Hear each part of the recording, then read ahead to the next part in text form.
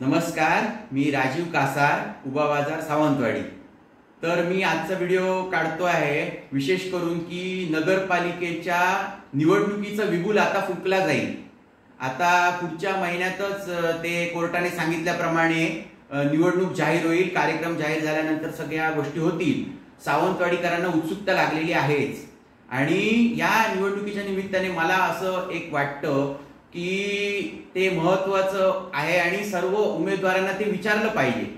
मी आता सावंतवाडीमध्ये एकदम लहान असताना आजोबांचं बोट धरून फिरलेलो आहे सावंतवाडीच्या रस्त्यांवर, वडिलांच्या स्कूटरवरून फिरलेलो आहे। त्याच्यामुळे या ठिकाणी माझं बालपण गेलेलं आहे, काम करण्याचं ठिकाणी माझं हेच आहे, त्याच्यामुळे प्रचंड आपुलकी मला आहे। तर या ठिकाणी नगरपालिकेचे इलेक्शन म्हटल्यानंतर जिव्हाळ्याचा विषय आहे माझ्या तो, कारण ते आपल्या सावंतवाडीशी डायरेक्टली रिलेटेड आहे। तर आता इलेक्शनचा बिगुल वाजलाच असं झालेलं आहे। कोर्टाने निर्देश दिलेले आहेत की इलेक्शन्स घ्या। तर सावंतवाडीच्या संदर्भात काय प्रश्न आहेत ते मी आता तुम्हाला सांगणार आहे।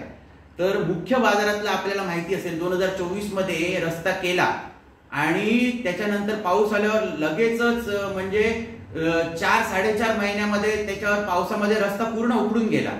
नंतर नगरपालिकेने रस्ता पुन्हा केला।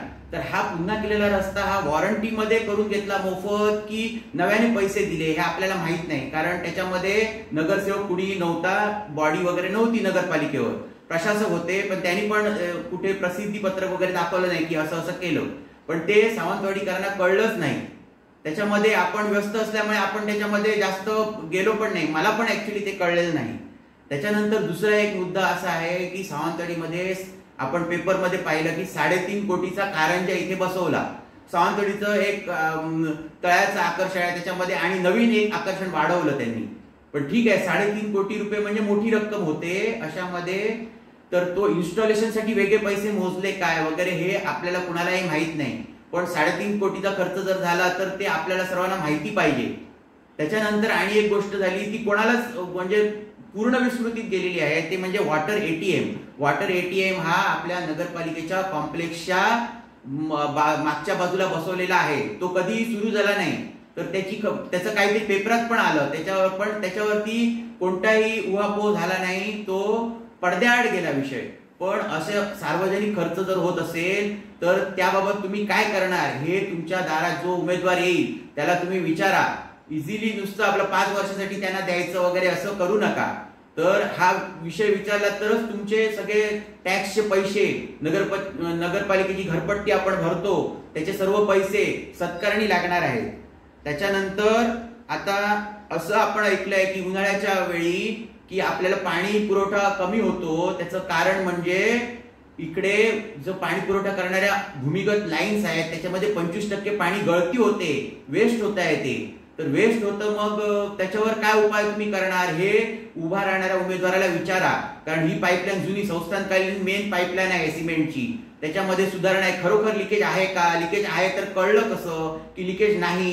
हे सगळे गोष्टी त्यांच्याकडून तरच आपल्याला पाण्याचा पुरवठा। सावंतवाडी शहराचा विस्तार होत चाललेला आहे, पाण्याची डिमांड वाढत आहे, तर पाणी जर वेस्ट होत असेल तर त्याच्यामुळे प्रामुख्याने त्याच्यावर लक्ष दिलं पाहिजे। तर नवीन जे उमेदवार निवडून येणार तर त्यांच्यासाठी हे विचारा आणि त्यांना म्हणा नुसतं आम्ही करतो म्हणून नाही, हे तुम्ही आल्यानंतर तुमचा तिकडे पाठपुरावा केला जाईल, तुमच्याकडे नागरिक विचारायला येतील, पाण्याचे प्रश्न तुमच्याकडे मांडायला येतील, पाण्याचं नियोजन काय आहे, पाणी आम्हाला पुरवठा होतो नाही होते या संदर्भात तुमच्याकडे येतील, याची त्यांना कल्पना द्या। त्याच्याशिवाय आणि एक प्रश्न म्हणजे सावंतवाडीमध्ये प्रचंड उन्हाळा आपण यावेळी आपण बघितला। तर नगरपालिका असा नियम आहे की बांधकाम परवानगी देते वेळी तुम्हाला 2 ते 3 झाडं एखाद्या कॉम्प्लेक्स मध्ये लावा आणि जगवा असं सांगते। ह्या नियमाची कुठेही अंमलबजावणी होत नाही, उलट पायमल्ली होते, कशाला पाहिजे, कोण बघत नाही वगैरे। पण झाडं वगैरे जर असतील तरच आपल्याला गारवा मिळणार। एसीचा गारवा हा मेकॅनिकल आहे, तो खर्चिक आहे, परत त्याच्यापासून ग्लोबल वॉर्मिंग होतं, त्याच्यामुळे झाडं वगैरे पाहिजे, नियमानेच ते आहे ना। जर 2 झाडं लावायची आहेत तर ती लावली पाहिजे, लावून जगवली पाहिजे। जो कुठचा बांधकामाचा प्रोजेक्ट असेल जिकडे फ्लॅट्स वगैरे असतील त्याच्या आजूबाजूला जागा असते तिथे ते केलं पाहिजे। तर त्याची पायमल्ली होता कामा नये, हे का असं हे याचं फॉलोअप का झाला नाही हे त्यांना विचारा।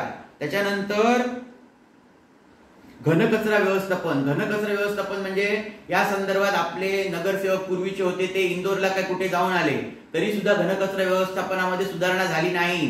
वास तिथे येतो, कचरा डेपोमध्ये तो आपण बघतो, नाक बंद करून तिथून गाडी पळवावी लागते।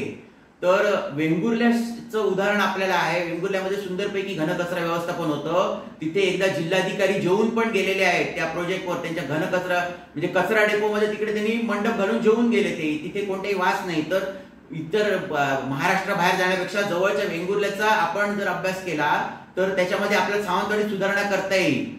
तर म्हणजे नुसता आपला दौरा म्हणजे एक सहल असं होता कामा नये, तर एवढा जवळचा आहे तर त्याच्याकडे आपण जाऊन काहीतरी शिकलं त्याचा फायदा होईल। वेंगुर्ल्याची लोकसंख्या कमी आहे, कबूल आहे, पण त्या धर्तीवर सावंतवाडीमध्ये काहीतरी केलं तर सुधारणा नक्कीच होईल। तर अशा प्रकारचे आपले आणि तुमच्या मनामध्ये काही काही शंका असतील ते उमेदवाराला विचारा, उमेदवारांना सांगा की हे असं तू करणार तरच बाबा ते होईल मतदान, नाहीतर होणार नाही, ह्याच्यासाठी काळजी घ्या। त्याच्यानंतर पैशातून सत्ता, सत्तेतून पैसा हे चक्र थांबवा आणि या इलेक्शन मध्ये तुम्ही चांगली एक अशी बॉडी जी लोकशाहीचं आपलं रक्षण करेल अशा प्रकारची तुम्ही निवडून द्या। मतदार राजा जागा हो, लोकशाहीचा धागा हो। नमस्कार।